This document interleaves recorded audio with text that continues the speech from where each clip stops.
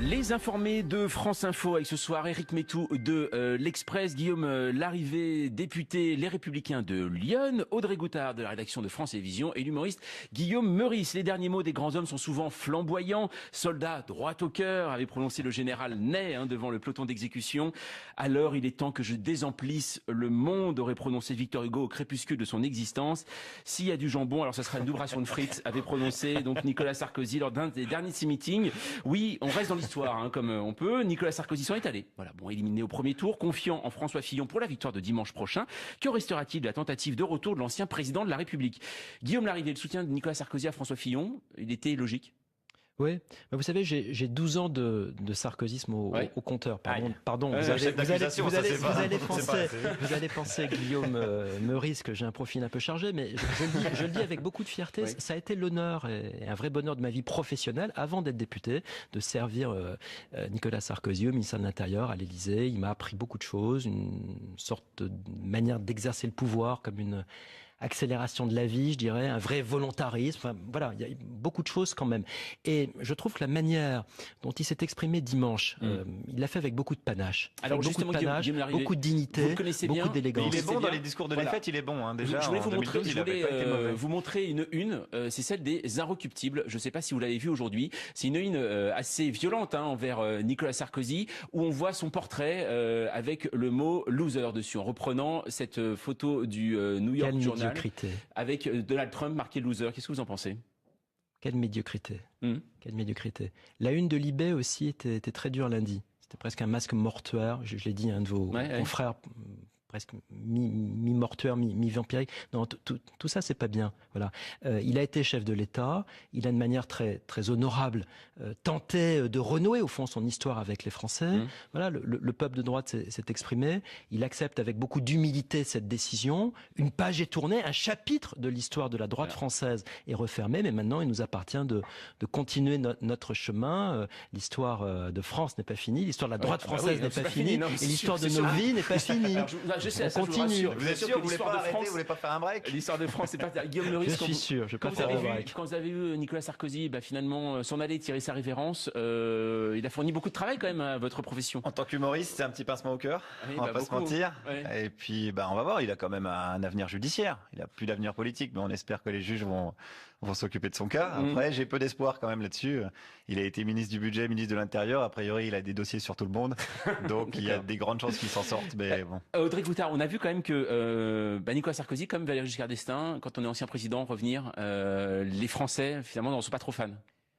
Non, on l'a bien vu, on l'a vu clairement et je ne vois pas pourquoi ça changerait. Enfin bon, on verra. De toute façon, aujourd'hui, tout est possible depuis le Brexit, Trump, tout est possible. Donc voilà, moi, ce qui m'intéresserait, c'est de voir un peu comment l'équipe resserrée de Nicolas Sarkozy va être recasée en quelque sorte. Comment les uns les autres, après tout, il y avait des commis de l'État, vous avez travaillé dans plusieurs ministères, etc. Comment tous les uns les autres, vous allez vous recaser, vous diluer dans ce mouvement de droite. Voilà. Guillaume Larrivé, si vous voulez répondre. Très sensible d'abord à cette interrogation.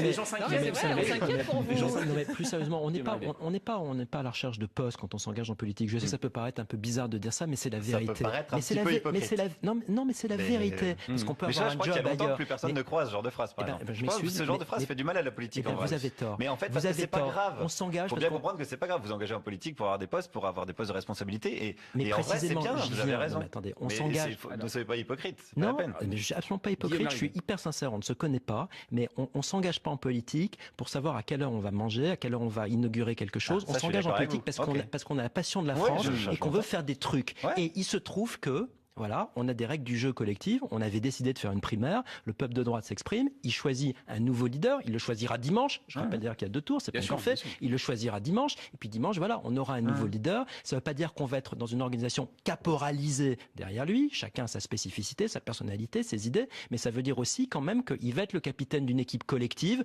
Ça sera à lui de décider son organisation. Et on a bien l'intention de faire le boulot. Et faire le boulot, Guillaume Métou, c'est aussi mener une campagne. C'est mener une campagne qui va durer 5 mois. Parce qu'il serait bien présomptueux de penser que tout est joué, que tout est décidé. En fait, c'est une élection à 6 tours. Ah, bien sûr. C'est très long. Jusqu'aux législatives du mois de juin. 6 tours. C'est très long. Et ça nous rassure à nous, parce qu'on aura de quoi parler. D'ailleurs, Éric Methou, finalement, aujourd'hui, quand vous avez vu dimanche, c'est vrai, pour Nicolas Sarkozy, pour vous, aujourd'hui, est-ce qu'il y a quelque chose en héritage que laisse Nicolas Sarkozy, justement, en héritage à cette droite? Oui, mais alors, je suis moins admiratif que vous. C'est-à-dire que je trouve que ce que laisse Nicolas Sarkozy à la vie politique française, je vais pas résumer ça au bling-bling parce que ça serait caricatural et trop rapide, mais en tout cas, c'est une manière de politique qui fait passer plutôt l'apparence avant les idées. Ce qu'il a laissé à François Hollande, ce qu'il laisse à la campagne aujourd'hui et ce qu'il risque de laisser à la présidentielle dans 6 mois. C'est-à-dire qu'on est passé sous Nicolas Sarkozy quelque chose de très personnalisé et pas à la manière du général de Gaulle auquel tous vos amis politiques se réfèrent, mais plutôt à l'image de ce qui peut se faire sur les scènes que vous fréquentez.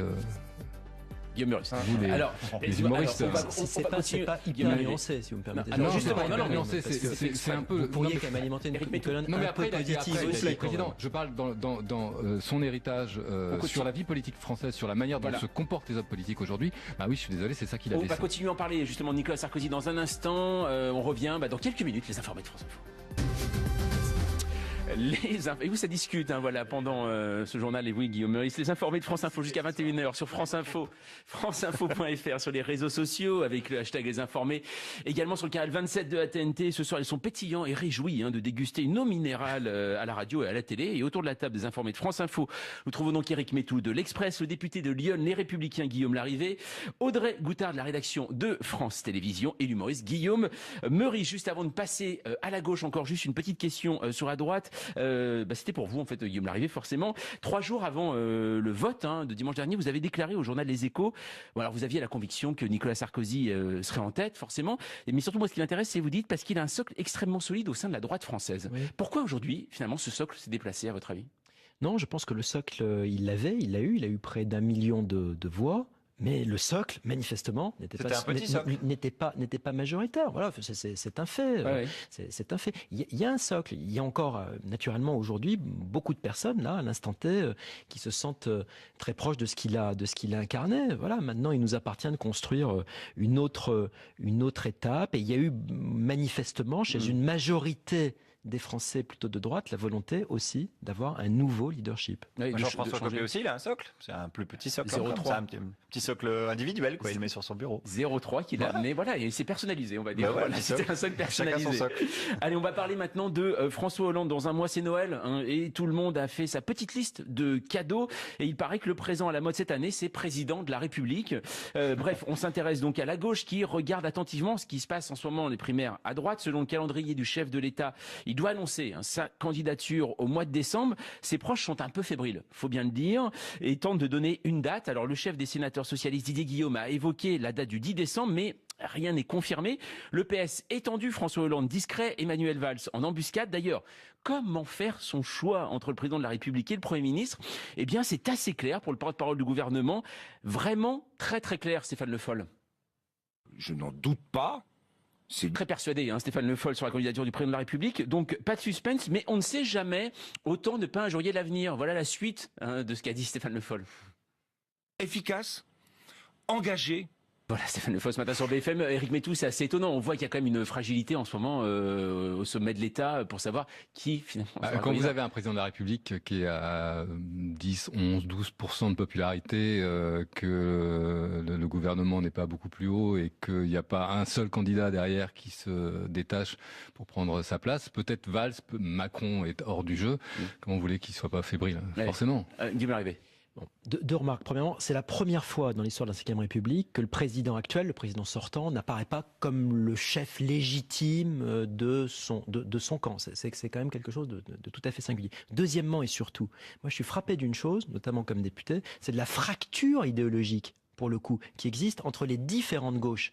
quoi de commun entre Emmanuel Macron et Arnaud Montebourg, par exemple? Vous voyez, parce que Macron, Alain Juppé, François Fillon, on en parlait tout à l'heure, il y aura in fine une plateforme de gouvernement qui est assez facile à définir. Il y a beaucoup de convergences. Il peut y avoir une nuance, est-ce qu'il faut faire un point, 2 points, etc. Mais il y a une vraie convergence. En revanche, au sein des gauches, moi je trouve qu'il y a un éclatement. Ces gens s'entre-détestent, y compris sur des questions de fond. Ils veulent faire des politiques diamétralement opposées. C'est cette gauche explosée. On a vu des choses, par exemple, pendant la campagne des primaires entre l'identité heureuse et par exemple Nicolas Sarkozy. Nicolas Sarkozy a passé son temps à dire que l'identité heureuse n'existait pas. Enfin, on voit qu'il y a des lignes de fracture à droite assez fortes sur des sujets. Il y a des vrais débats, mais il y a une vraie capacité d'unification et je pense vraiment qu'on est en train de le démontrer, qu'on le démontrera dimanche et plus encore dans les jours qui vont suivre. Absolument. Il n'y aura pas ça. Tandis que de l'autre côté, c'est la gauche éclatée façon puzzle. Alors, Audrey Goutard, ce qui est intéressant, c'est est-ce que le fait que la droite ait mis hors jeu finalement Nicolas Sarkozy, finalement François Hollande, il se dit ah oui, mince, c'est-à-dire que 2012 va pas se reproduire en fait.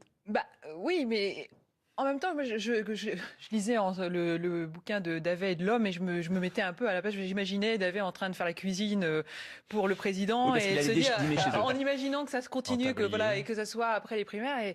Et je serais Hollande, je me dirais, finalement, Fillon, s'il arrive là, j'ai ma chance. Je trouve que Hollande, même si les sondages ne le montrent pas, mais je trouve que Hollande, il n'a jamais eu autant sa chance, si vous voulez, pour se présenter aujourd'hui et pour représenter quelque chose, parce que 500 000 fonctionnaires en moins, un programme extrêmement conservateur, ça ne se joue pas sur les programmes. Encore une fois, ça ne se jouera pas sur les programmes. Les Français montrent quand même qu'ils s'intéressent aux programmes. On voit bien une mobilisation des Français sur les programmes. Les fonctionnaires vont s'intéresser aux fonctionnaires, les policiers aux policiers, les travailleurs d'Alstom aux travailleurs d'Alstom, mais pas au programme. Pas au programme, ça va pas jouer sur les programmes. Et François Hollande est aussi démonétisé aujourd'hui que Sarkozy l'était. Et moi, je pense que s'il se présente aux primaires, il va vers la même humiliation. Oui, moi, je parierais plus maintenant. Il y a encore moins les sondeurs. Ce qui est complètement singulier, c'est que non seulement le président sortant n'est pas perçu comme légitime par une large majorité de ses partisans supposés, première particularité. Deuxième particularité, c'est qu'il a effectivement ce processus de primaire. Et quand on discute avec les collègues députés socialistes, pardon de le dire pour des roses, mais ils sont complètement dans le bleu. Ils savent pas du tout si François Hollande est en capacité aussi de gagner la primaire. Donc on est vraiment dans une situation extrêmement incertaine au sein des gauches face à une droite qui, elle, est en train de se réunifier. Alors on va en parler dans un instant. L'info à 20h40, Pierrick Bonneau. Voilà que la primaire de droite va bientôt se terminer dimanche. On ne sait pas qui sera vainqueur. On a peut-être une petite idée que la primaire de gauche. Non, on ne sait pas. Non, attendez, attention, on ne fait plus de pronostics, on l'a dit. Même si on parie, mais c'est pas grave. Moi, je pense que c'est Macron. Exactement. Mais justement, on va commencer à préparer cette primaire de gauche. Alors, Guillaume Meurice, ce que disait Audrey Goutard, beaucoup de gens l'ont pensé aussi. C'est est-ce que finalement le fait que François Fillon éventuellement pourrait devenir le candidat de la droite, ça réactive ce clivage droite-gauche? C'est vrai. On en avait marre de ce clivage. Non, mais parce qu'on disait, certains disent il avait disparu. Il faut être au-dessus de ce clivage droite-gauche. On voit qu'avec François Fillon, voilà, c'est sûr, c'est un candidat de droite. Et à ce moment-là, est-ce que ça peut profiter à François Hollande justement? En fait, comme on sait pas, on va éviter toute analyse pour avoir l'air con dans 3 mois, c'est pas la peine. Moi, je pense que stratégiquement, François Hollande mise tout sur le fait qu'il va être au 2e tour face à Marine Le Pen. Et je pense que c'est son House of Cards. Et je pense que vraiment, il joue ça depuis le début, ce qui est un jeu hyper dangereux, évidemment. Mais je pense que sa stratégie est celle-là. Après, c'est une analyse politique d'humoriste. Bien sûr, mais on a vu que les analyses politiques avaient à peu près les mêmes que les humoristes, donc des fois, je me permets de passer celle-là. On peut voler votre métier de temps en temps, vous savez. Deuxième chose, c'est que je me permets de le dire, parce que ça arrive pas souvent, j'étais d'accord avec Guillaume Larrivé sur le fait que c'est vrai qu'à gauche, il y a des mecs qui sont beaucoup plus proches de Mélenchon, en fait, à gauche du PS, et puis de l'autre côté, il y a des mecs qui sont quasiment juppéistes, quoi. Donc en fait, je suis assez d'accord sur le fait que la gauche est... Non, là, je suis pas d'accord là-dessus. Pas d'accord. Moi, je suis pas d'accord. Je pense qu'il y a autant de distance entre Benoît Hamon et François Hollande que entre Juppé et Fillon. Mais après, ils se réunissent derrière un chef. Mélenchon est clairement hors du jeu, et encore, parce que c'est aussi une posture politique. Mais je pense que les frondeurs, en dehors du fait qu'ils avaient une carte à jouer et qu'ils ont joué leur carte politique, après, la gauche est tout à fait capable, le PS est tout à fait capable de se rassembler de la même manière après la primaire que la droite se rassemblera lundi après sa primaire. motion de censure. Bien sûr que c'est ridicule. Du coup, ça devient ridicule. En fait, le PS est plus ridicule et vous moins avez, en ordre de encore une fois, bataille vous avez un que candidat qui dégringole à 12%, qui a plus d'autorité parce qu'il a plus la popularité. Bah forcément, derrière, ça part en sucette. Mais déjà avant, ça partait en sucette. Les frondeurs, ils ont pas attendu que Hollande soit à 12%. C'est-à-dire qu'au bout de 6 mois, il était déjà en dégringolade. C'est allé assez vite. Pas de chef, ça aide pas. Justement, alors il y a une chose. Tout à l'heure, on a parlé éventuellement de cette date du 10 décembre à laquelle François Hollande finalement donnerait confiance pour dire s'il se présente ou non. Alors le 10 décembre, c'est marrant parce que c'est pas une date au hasard. C'est comme par hasard, c'est le jour où Emmanuel Macron fait un meeting à Paris. Alors je ne sais pas, bien sûr, ça doit être vraiment quelque chose de pas pensé. D'ailleurs, demain, il sort un livre, Emmanuel Macron, qui s'appelle Révolution. Et ça, c'est marrant. Révolution, exactement. J'allais venir vers vous, évidemment. Audrey Goutard, voilà, justement, il y a un programme dedans. Est-ce que vous avez jeté un œil, justement, vous, Audrey Goutard? On a eu des bonnes feuilles dans les rédactions? Je n'ai pas eu les bonnes feuilles. Moi, je suis comme n'importe quelle citoyenne. J'ai entendu Monsieur Macron s'exprimer, j'ai tout entendu, et maintenant j'attends le programme. Effectivement, on attend le programme et on est tous là. Alors, je ne sais pas si l'un de vous a eu les bonnes feuilles. Alors, moi, non. Il n'y a pas grand-chose sur le programme en plus. J'ai parlé avec quelqu'un de l'entourage de Macron qui disait qu'effectivement le programme allait nous scotcher, quoi. Que ça a été réfléchi depuis des mois, qu'il a fait appel, effectivement, et vous le savez mieux que moi, à énormément de professionnels des différentes professions, que pour la justice, qui est plutôt ma partie, effectivement, il a discuté avec énormément de magistrats, il s'est imprégné, imbibé, que donc ça serait un programme réaliste, me disaient les membres de son entourage. Alors maintenant, à voir ce que ça va donner. Guillaume Larrivé, on se souvient de juste avant le premier tour, c'est là où, du dernier débat, des Républicains à 7. Le mercredi, c'est là où Emmanuel Macron se déclarait candidat, et Bruno Le Maire avait dit, Emmanuel Macron, ça peut être un problème pour la droite. Est-ce que vous pensez que ça peut être également un problème pour la droite, Emmanuel Macron? Moi, je pense que c'est déjà un atout pour le débat public. Ça va peut-être vous surprendre, mais j'ai vraiment très envie de lire son livre, Révolution. Je précise que d'ailleurs, je suis pas candidat à la présidentielle, mais je sors un autre livre, moi aussi, le 12 janvier, chez Plon, qui s'appelle Insoumission. Ça, c'est peut-être encore plus rigolo. Voilà. Un député des Républicains qui sort Insoumission, c'est marrant. C'est bien qu'il y ait du débat d'idées. Moi, je crois encore une fois à la force des idées. Je pense qu'on manque d'idées. On a besoin de trancher des lignes parce qu'on a besoin de définir des solutions pour le pays. On a besoin de faire trancher les Français sur des solutions de fond. Et donc, plus il y a d'acteurs politiques qui réfléchissent, qui lisent, qui voient des Français, qui font des propositions, qui écrivent des bouquins structurés, je trouve que c'est utile, on a besoin de ça. Et Emmanuel Macron, que je connais un peu, c'est un garçon intelligent, je partage pas toutes ses options, mais voilà, je trouve qu'il apporte un élément de fond dans le débat public qui n'est pas inintéressant, et donc tant mieux, voilà, il s'exprime en toute liberté, je trouve ça pas mal. Guillaume Meurice, vous, sur la personnalité et sur ce livre Révolution que vous allez vous procurer avec passion. Évidemment, je vais le dévorer. Il paraît. J'ai pas eu les bonnes feuilles non plus, je suis à cran. Pour vous, finalement, aujourd'hui, il continue, on a l'impression qu'Emmanuel Macron, en fait, il a un logiciel de candidat et qui coche, en fait, toutes les cases. Le programme dans l'Obs, c'est fait, etc. Est-ce que vous avez l'impression que c'est ça, finalement, Emmanuel Macron? C'est assez propre, c'est une bête de communication. Moi, j'ai été à sa déclaration de candidature à Bobigny. C'était fabuleux. Il a dit, je vais me présenter devant des apprentis, etc. Ils ont vidé, déjà, je fais une chronique là-dessus, ils ont vidé toute la salle des jeunes, des quartiers et même des apprentis, c'est-à-dire des élèves qui étaient là pour pas que ça dépasse, pour pas qu'il y ait un bruit plus haut que l'autre. Donc, il y avait que des journalistes, il était au milieu des bagnoles, tout ça était ridicule. Mais bon, au final, à la télévision, voilà, et c'était propre. C'est un monstre de communication. Et par contre, c'est uniquement de la communication, quoi. Oui, après, c'est rigolo parce que son bouquin s'appelle Révolution. En physique, une révolution, c'est justement un tour, et ça revient au même endroit. Voilà. Et donc là, on revient au même truc, la soupe libérale, etc. Patati patata, quoi. Mais là, on voit qu'il y a deux sortes de libéraux qui s'affrontent quand même. On voit que c'est pas la même chose que François Fillon, par exemple. Il y en a qui trouvent qu'il y a trop de charges qui pèsent sur les entreprises et d'autres qui trouvent qu'il y a quand même beaucoup trop de charges qui pèsent sur les entreprises. Par exemple, Emmanuel Macron avait parlé des migrants en disant Angela Merkel a raison. Mais après, c'est les problèmes sociétaux. Ça, c'est toujours pareil. Oui. Ça, les problèmes sociétaux, c'est ce qui clive vraiment. Mais sinon, en fait, ce qui intéresse les Français, à un moment donné, là, on parlait de l'islam tout à l'heure, mais en fait, je crois, ils en ont rien à carrer. En fait, les Français, ils voudraient bien juste avoir un boulot, arriver à payer leur loyer, etc., etc. Et ça, c'est un programme économique. Bien sûr. Donc, monopoliser l'intérêt général sur des problèmes de religion, c'est un contre-feu pour pas parler des vrais problèmes qui sont des problèmes économiques. Et économiquement, Et ils ont quasiment tous le même programme, qui est un programme libéral, et voilà, qui nous fout dans la merde depuis quelques dizaines d'années. Éric Meytoux. La question des migrants, c'est pas tout à fait un problème accessoire, et la position d'Angela, qu'il y ait un homme politique français qui ait soutenu la position d'Angela Merkel aussi sans ambiguïté, et qui s'appelle Emmanuel Macron, on peut le mettre à son crédit. Après, je suis assez d'accord. Aujourd'hui, Macron, c'est de la communication, et je pense que ça va finir par se voir que c'est uniquement de la communication pour l'instant, qu'il est un peu jeune en politique, qu'il n'apporte pas quand même énormément d'idées nouvelles. Effectivement, il a une manière de s'exprimer. Il pratique l'art du parler vrai, enfin quelque chose qui ressemble à du parler vrai. Voilà. Et il est assez régulièrement pas tellement.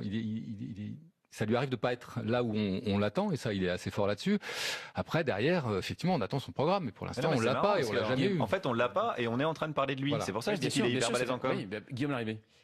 Sa plus grande faiblesse, c'est sa totale absence, non seulement d'expérience, mais surtout de réflexion pour l'instant sur les questions régaliennes précisément, parce que voilà, il a une culture économique, on peut en débattre, mais enfin voilà, il sait parler du monde de l'entreprise. Sur les questions régaliennes, ça va vraiment être intéressant de voir s'il a quelque chose à nous dire sur la sécurité, sur l'autorité judiciaire, sur les questions migratoires de manière un peu plus structurée, sur la question aussi européenne. Moi, je ne sais pas aujourd'hui ce qu'il pense. Et dans mon propre livre, il y a beaucoup d'idées nouvelles. D'ailleurs, juste ça s'appelle Insoumission. Pour terminer, ce qui est assez étonnant chez Emmanuel Macron. Voilà, ce qui est assez étonnant, c'est l'éditeur choisi aussi. XO, c'est l'éditeur de Guillaume Musso. Enfin, c'est pas du tout un éditeur normalement de livres politiques, et il choisit justement un éditeur. C'est de la com. Ça sera résumé à ça. Le mot du soir, c'est de la com. Allez, l'info à 20h50. Presque mi-mortuaire, mi-vampirique. Non, tout ça, c'est pas bien. Voilà. Il a été chef de l'État. Il a de manière très, très honorable tenté de renouer, au fond, son histoire avec les Français. Voilà, le peuple de droite s'est exprimé. Il accepte avec beaucoup d'humilité cette décision. Une page est tournée, un chapitre de l'histoire de la droite française est refermé, mais maintenant, il nous appartient de continuer notre chemin. L'histoire de France n'est pas finie. L'histoire de la droite française n'est pas finie. Et l'histoire de nos vies n'est pas finie. Je sais, on continue. Vous êtes sûr que vous voulez pas faire un break? L'histoire de France, c'est pas Guillaume Meurice. Je suis sûr. Je peux faire un break. Quand vous avez vu Nicolas Prochain, que restera-t-il de la tentative de retour de l'ancien président de la République? Guillaume Larrivé, le soutien de Nicolas Sarkozy à François Fillon, il était logique. Oui, vous savez, j'ai 12 ans de sarkozysme au compteur. Pardon. Vous allez penser, Guillaume Meurice, que j'ai un profil un peu chargé, mais je le dis avec beaucoup de fierté. Oui. Ça a été l'honneur et un vrai bonheur de ma vie professionnelle, avant d'être député, de servir Nicolas Sarkozy au ministère de l'Intérieur, à l'Élysée. Il m'a appris beaucoup de choses, une sorte de manière d'exercer le pouvoir comme une accélération de la vie, je dirais, un vrai volontarisme. Enfin, voilà, il y a beaucoup de choses quand même.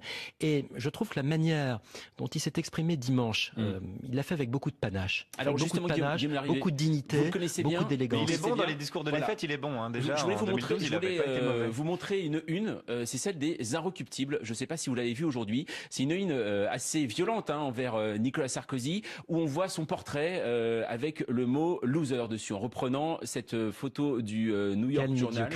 Avec Donald Trump marqué loser. Qu'est-ce que vous en pensez? Quelle médiocrité. Quelle médiocrité. La une de Libé aussi était très dure lundi. C'était presque un masque mortuaire. Je l'ai dit à un de vos confrères. Les informés de France Info avec ce soir Éric Meytoux de l'Express, Guillaume Larrivé, député Les Républicains de Lyon, Audrey Goutard de la rédaction de France Télévisions et l'humoriste Guillaume Meurice. Les derniers mots des grands hommes sont souvent flamboyants. Soldat droit au cœur, avait prononcé le général Ney devant le peloton d'exécution.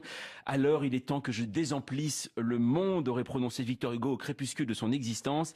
S'il y a du jambon, alors ça sera une double ration de frites, avait prononcé donc Nicolas Sarkozy lors d'un des derniers de ses meetings. Oui, on reste dans l'histoire comme on peut. Nicolas Sarkozy s'en est allé. Voilà, bon, éliminé au premier tour, confiant en François Fillon pour la victoire de dimanche prochain. Sarkozy, finalement, s'en allait tirer sa révérence. Il a fourni beaucoup de travail quand même à votre profession. En tant qu'humoriste, c'est un petit pincement au cœur. On va pas se mentir. Et puis, on va voir. Il a quand même un avenir judiciaire. Il a plus d'avenir politique, mais on espère que les juges vont s'occuper de son cas. Après, j'ai peu d'espoir quand même là-dessus. Il a été ministre du Budget, ministre de l'Intérieur. A priori, il a des dossiers sur tout le monde.